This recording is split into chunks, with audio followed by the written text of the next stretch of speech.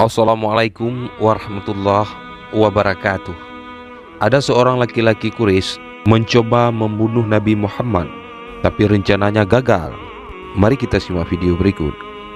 Namun sebelum lanjut, jangan lupa sukai video ini, komen, dan berlangganan, serta bagikan agar bermanfaat bagi semua. Terima kasih.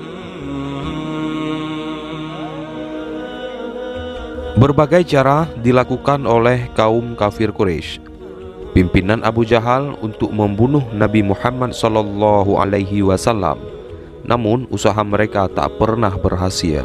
Yang terjadi justru satu persatu dari kaum kafir Quraisy Mekah ini beriman kepada Nabi Muhammad dan memeluk Islam. Namun tidak demikian dengan Abu Jahal yang menyimpan permusuhan dan kebencian tiada henti kepada baginda Rasulullah SAW.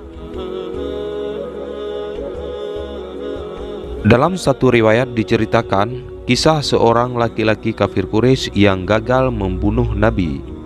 Laki-laki ini akhirnya memeluk Islam setelah menyaksikan peristiwa ajaib yang menjadi salah satu mukjizat Rasulullah SAW.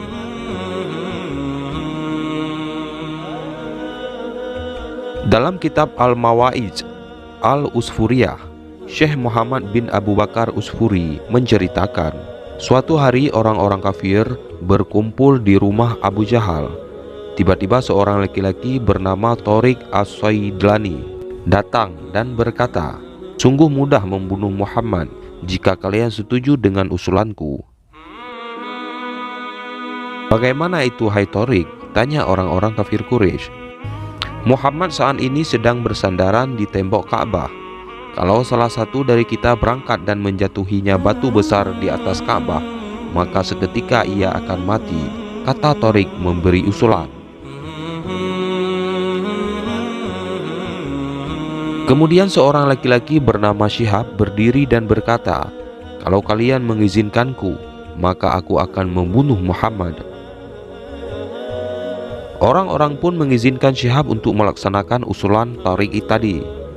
Ketika Syihab sampai di Ka'bah, ia naik ke atasnya dengan membawa batu besar.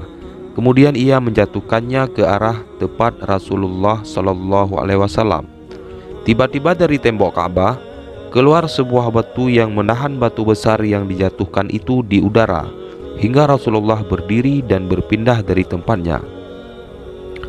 Setelah beliau berpindah, batu besar itu pun jatuh ke tanah dan batu yang keluar dari tembok Ka'bah pun kembali ke tempatnya semula. Melihat kejadian itu, Syihab terheran-heran. Kemudian ia turun dari Ka'bah dan mendatangi baginda Rasulullah. Kemudian ia masuk Islam dan keislamannya pun menjadi bagus. Begitu juga Tariq dan orang-orang yang melihat mukjizat tersebut akhirnya memeluk dan masuk Islam.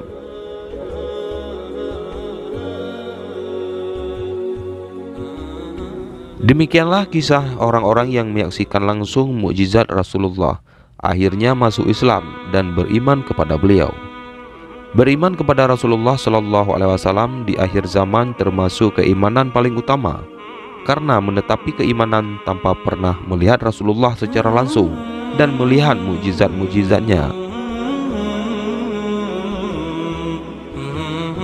Wallahu a'lam bishawab. Wassalamualaikum warahmatullahi wabarakatuh.